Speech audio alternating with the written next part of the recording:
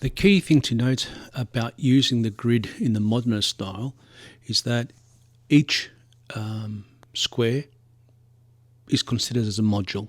You can add to them, subtract from them, divide them in further if you wish, but essentially if you think about them being a unit that you can use as one,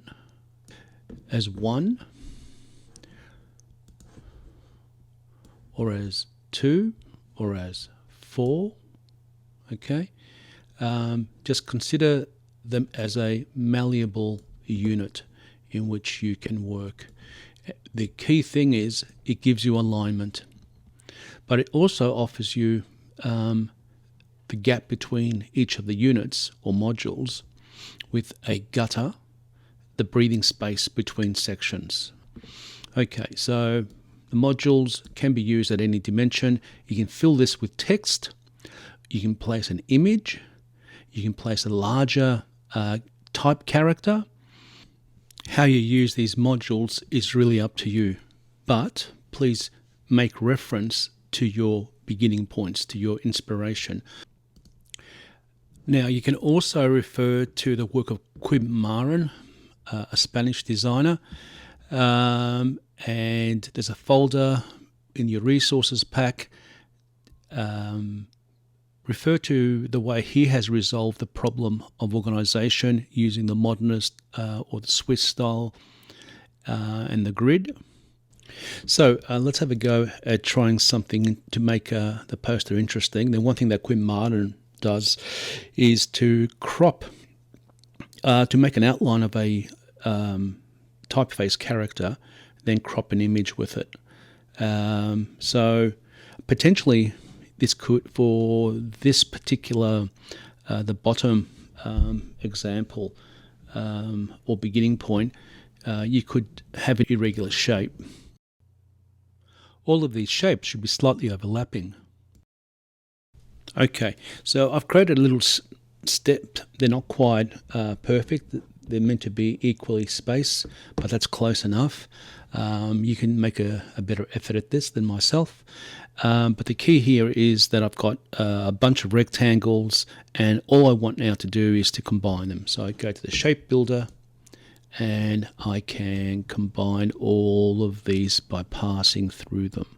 That is now one shape.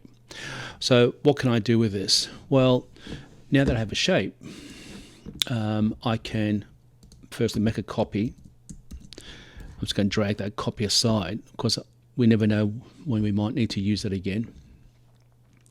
And we can take that shape and an image and crop the image into the shape. So what do I mean exactly? Well, let's bring in an image. Okay, we're going to bring in Frutiger, drag the image into Illustrator, and basically you're restricted to the size of the, you can make it smaller, but you can't really make it larger. As soon as you make it larger than what it is by default, what you're going to get is pixelization and blurring and all that. So we don't want that, but we can make it smaller.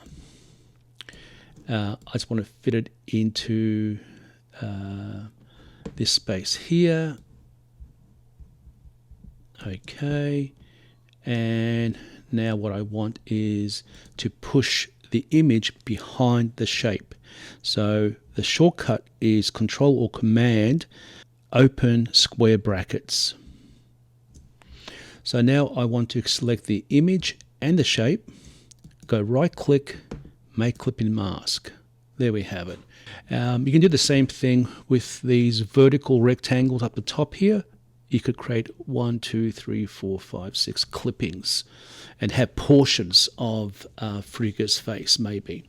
Anyway, so that's one way of doing this.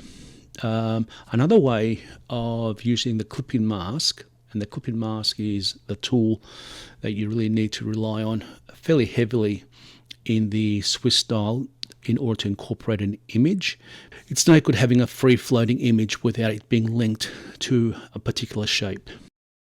Now, another way to use the clipping mask and shapes is to actually use a typeface character and convert it into a shape. You can introduce type by simply clicking or clicking and dragging a text box. Select the font and then change the font size.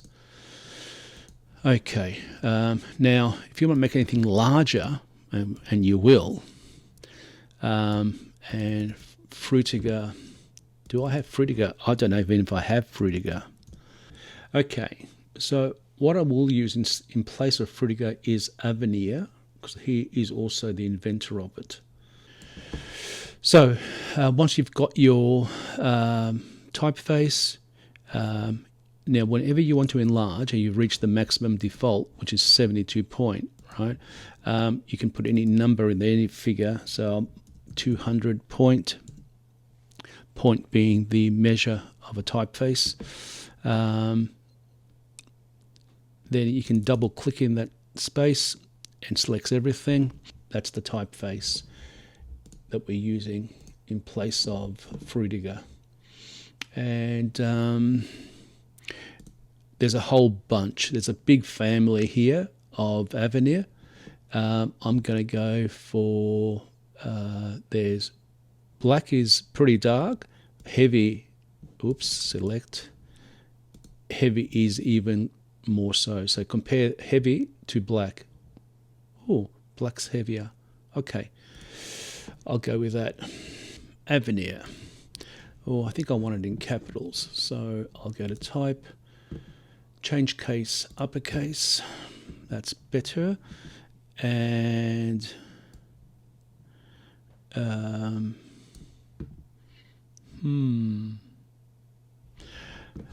I think I might make this smaller. Now, the way you make things smaller without doing it numerically is by going to the corner, hold your shift key. Don't do anything unless you hold the shift key, and then just drag down. And I'm going to make it fit in there. All right. Now, what's happening here is I've got the grid, snap to grid is on, so I need to turn that off. Now I can make smaller adjustments. Okay, so I'm trying to match that with what's happening here. You don't have to be exactly the same because your focus is presenting information about the typeface. Another way of doing this would be, I'm just going to make a copy and then making it larger, holding the shift key, of course. And this is one other way you could use the clip-in mask. I would like to convert the typeface or the font to a shape. Now, there are two ways of doing this. You can go to type, and while you have the typeface selected, you can go create outlines, or you can go to object, expand. So we're going to just use create outlines. Okay, I'm just going to zoom in to show you what's happened. I select any one of these letters. I better ungroup. I can now just drag each letter out individually.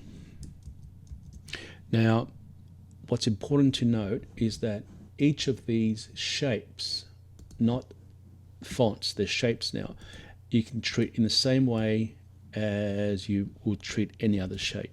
You can take a portion of it. I do not recommend that you do that. I'm just saying it's now a shape and things can happen to it as you would do to a shape. Now, we can use this shape in the same way we used the shape of those multiple rectangles combined into one. So we can take now this, make it larger. This will be quite useful in the Brody beginning point. I don't want you to use more than one image, okay? Don't go silly on imagery. But say, for example, you want to do a clipping mask using a letter form. Well, this is how you would go about doing it. So I've got my A. I can bring now another, I'll bring another portrait in, somebody else. Let's see. So the way you can bring, I've shown you how you can drag, but you can also do this shift control or shift command P. It opens up your folders, poster task resources, go to the portraits, typeface designers, and there's a whole bunch here. Let's use this one. This is Frutiger again, and you'll notice that it's quite large. Just bring him down a size, push him behind the shape or the A, so it is Command open square brackets. Then align the two together. Maybe make it a little larger. Okay. He's going to lose an eye by the looks of it. Now I can take the A and the photo. Both are selected. The A or the shape is on top. Right click, make clip-in mask. And there we have, oops, I didn't like that. See how this little corner of the A doesn't quite have a fill? So what you can do is you can double click on the image, use your cursor, and you can move that across. There we go. Double click out of it. He has definitely lost an eye, poor guy. All right, so they're the two ways you incorporate imagery in a modernist poster. It's important for you to understand that I haven't shown you how to go about designing or composing your poster. Just some of the tools. What may be more appropriate is if thinking about hierarchy, these rectangular shapes can be interpreted as spaces for typography. Yeah, and they can get, you can think about font size and how things can get smaller and smaller as they get narrower and narrower as they go from right to left. And you don't have to be literally keeping to the format of your beginning point. Refer to the example of that Spanish designer whose name escapes me at the moment, and just have some fun playing around, exploring, but make sure when you are working with this particular template that you are this is important, that you use layers. Okay, the H stands for hierarchy. So what is the most significant thing? What's going to be the most dominant element in your design? Then the second most, third most, fourth most, and at the bottom of incorporated guides. Now all of the templates have this particular layering. So the Sure grid, this is my playing around with it. I have collected for you 3 breakdancers. They are PNGs, which means they have no backgrounds, they are transparent, and they won't block out any of the text. Remembering though, you're putting text around the figure, through the limbs, between the limbs, and around the figure. So again, you've got a whole bunch of layers to work in. Your typeface in the Sure will go from top to bottom. Yeah, that would be in terms of the hierarchy, the first thing that pops out after the figure, the dancing figure, and your ground here. That simply means this yellow background. Okay, you can drag a rectangle from corner to corner to create your background. You can insert your figure, your dancing figure, from a selection of them. So if you go to breakdancers, there are, there's 1, 2, 3, and your templates are here. This is your template for Brody. The Modernist only have just the one because they use the same grid, and Sure has a particular grid as well. This is the one I'm showing you now, but the Brody, let me show you there's one I played with. Saki Trials, Brody. So here's the Brody. I haven't done very much with it as yet, but you'll notice the grid is much more simple. The typeface is in the typeface layer, the portrait's in the portrait layer. You would lock these so things don't move around. And if you were to select the typeface, you can go to Type, Create Outlines. Now, let me just get rid of the guides because it's kind of interfering a bit. And then you can, of course, ungroup, and from black, let's go to white. Go to your swatches and select white. Never, ever, ever use stroke on a typeface, please. If I see stroke, I will definitely send it back to you. And rather than using the kerning tool, okay, make it a little larger, you'll notice that Brody letterforms actually touch. Split this down the middle. How do we do this? It's quite simple. Select your, we want this to be half white and half black or thereabouts. And you have, all you got to do is just draw a line along the edge of the photograph. Right, select both the shape and the line.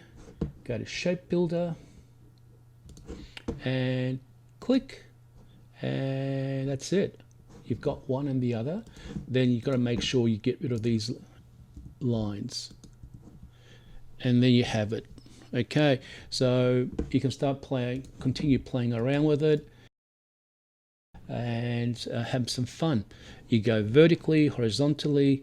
They're the two directions that he uses. And of course, what you've got to concern yourself is the size. There are 3 distinct sizes, if not 4. Anyway, if you want to incorporate little images that you can crop, that's fine as well. Do not include the Nike logo, please. It's got nothing to do with Nike. Now, when you save this as a PDF, the whole artboard is incorporated. But when this is going to a printer, what they use, those margins become a bleed, a spillover, and they get guillotined. So if we are trying to attempt to get a guillotined effect, so what we're going to do on completion is hit the artboard symbol, or tool, sorry, and then just drag our artboard down to our guides, or up to our guides. What happens then is, when you save this as a PDF, make sure you save it as an AI as well, but when you save it as a PDF, I'll show you what happens. There you go. So what's happened is we have cropped the artboard. So the artboard is the only thing that gets exported into a PDF. So anything that spills over the artboard does not get included. So when you are done, make sure you crop your artboard to the margins, then save it as a PDF. Okay, I think you've got enough information there.